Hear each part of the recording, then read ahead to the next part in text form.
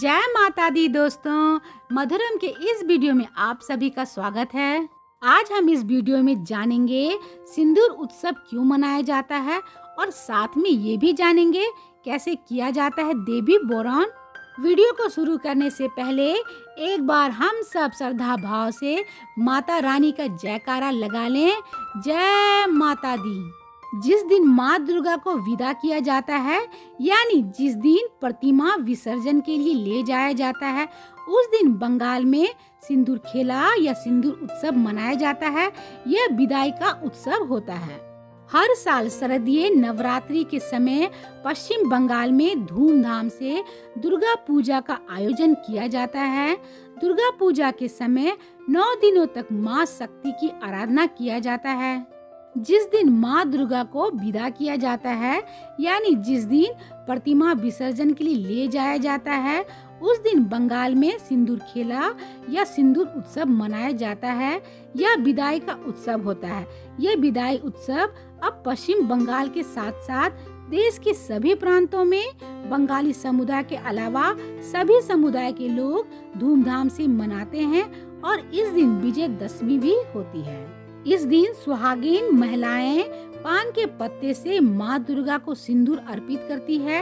इसके बाद एक दूसरे को सिंदूर लगाती है और एक दूसरे के सुहाग की लंबी आयु की शुभकामनाएं देकर उत्सव मनाती है।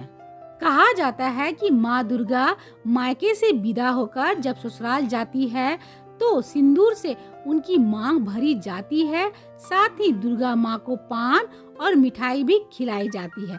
इसी मौके पर महिलाएं एक दूसरे की मांग में सिंदूर लगाती है। कई महिलाएं चेहरे पर भी सिंदूर लगाती है। विजयदशमी या माँ दुर्गा विसर्जन के दिन महिलाएं एक दूसरे के साथ माँ दुर्गा को लगाए सिंदूर से सिंदूर खेला करती हैं। सिंदूर विवाहित महिलाओं की निशानी है और इस अनुष्ठान के जरिए महिलाएं एक दूसरे के लिए सुखद और सौभाग्य से भरे वैवाहिक जीवन की कामना करती है। अब हम जानेंगे कि सिंदूर खेला की परंपरा कब से शुरू हुई थी। दशमी पर सिंदूर लगाने की परंपरा सदियों से चली आ रही है। खास तौर से बंगाली समाज में इसका काफी महत्व है। ऐसी मान्यता है कि माँ दुर्गा साल में एक बार अपने मायके आती है और अपने मायके में 10 दिन रुकती है, जिसको दुर्गा पूजा के रूप में मनाया जाता है। सिंदूर खेला की रस्म पश्चिम बंगाल और बांग्लादेश के कुछ हिस्सों में पहली बार शुरू हुई थी लगभग 450 साल पहले। वहाँ की महिलाओं ने माँ दुर्गा, सरस्वती, लक्ष्मी, कार्तिकेय और भगवान गणेश की पूजा के बाद उनके विसर्जन से पहले उनका श्रृंगार किया और मीठे व्यंजनों का भोग लगाया और खुद भी 16 श्रृंगार किया। इसके बाद माँ को लगाए सिंदूर से अपनी और दूसरी विवाहित महिलाओं की मांग भरी। ऐसी मान्यता थी कि भगवान इनसे प्रसन्न होकर उन्हें सौभाग्य का वरदान देंगे और उनके लिए स्वर्ग का मार्ग बनाएंगे। अब हम जानेंगे देवी पूजा और भोग अनुष्ठान के बारे में। विसर्जन के दिन अनुष्ठान की शुरुआत महाआरती से होती है और देवी माँ को शीतला भोग अर्पित किया जाता है, जिसमें कोचूर साग, पत्ता भात और इलिस माछ को शामिल किया जाता है। पूजा के बाद प्रसाद बांटा जाता है। पूजा में एक दर्पण को देवी के ठीक सामने रखा जाता है और भक्त देवी दुर्गा के चरणों की एक झलक पाने के लिए दर्पणों में देखते हैं। मान्यता है कि जिसे दर्पण में माँ दुर्गा के चरण दिख जाते हैं, उन्हें सौभाग्य की प्राप्ति होती है। और अंत में हम जानेंगे देवी बोरान के बारे में।